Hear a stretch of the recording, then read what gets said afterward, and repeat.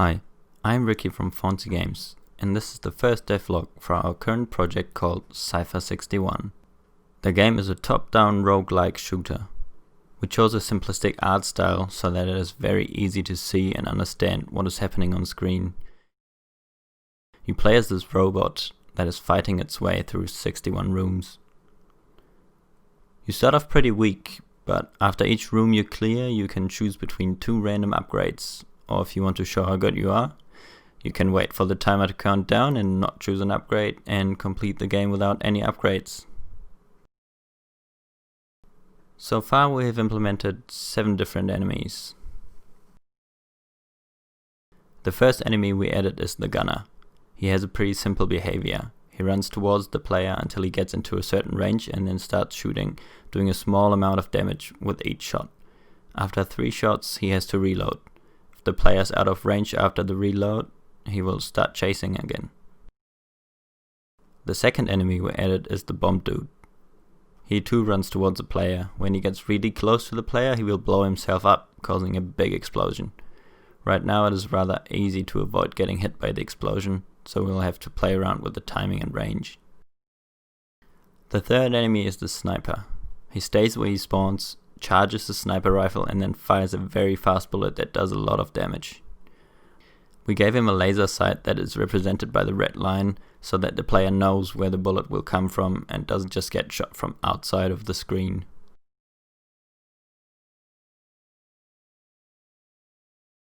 The fourth enemy is the teleporter.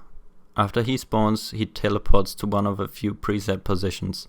When he has teleported, he rapidly shoots a barrage of bullets and then teleports to a new position.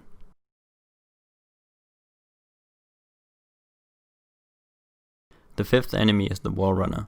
Originally he was supposed to walk along the walls of the room, but that didn't work very well and would limit the level design pretty significantly, so we changed his behavior so that he walks to one of a few preset positions on the way he shoots at the player. When he reaches the position he has a short anticipation period and then fires bullets around him in a circle. After that he walks to the next position.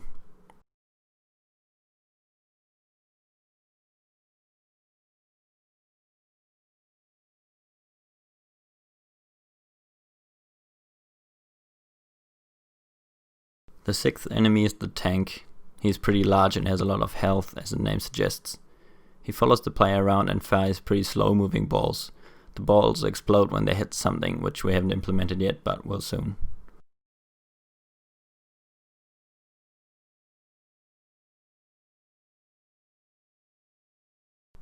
The seventh enemy is the drone.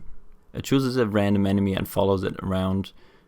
There are 3 different types: a healing drone, which heals the enemy it is following, a shield drone, which shields the enemy it is following, blocking all damage, which means that the player has to kill the shield drone first, and a boost drone, which increases the damage an enemy does. The drones aren't strong by themselves because they don't do any damage to the player, but the player can't ignore them because they make the other enemies a lot stronger. We still need to fix a few bugs with the drones. They are having problems when the enemy they are following dies. As far as upgrades go, right now there is movement speed, bullet speed, fire rate, damage, maximum health, magazine size, reload speed, as well as 3 active abilities: dodge roll, shield and rage burst, which all have upgrades to lower their cooldown and add additional charges. They all have different levels, so for example the damage can be upgraded 10 times. In total that gives us 103 upgrades right now, but we have already planned to add more. Having to choose between 2 random upgrades of those makes it so that each playthrough is different. We will now show you some raw gameplay of one of the early rooms and then of one of the later rooms.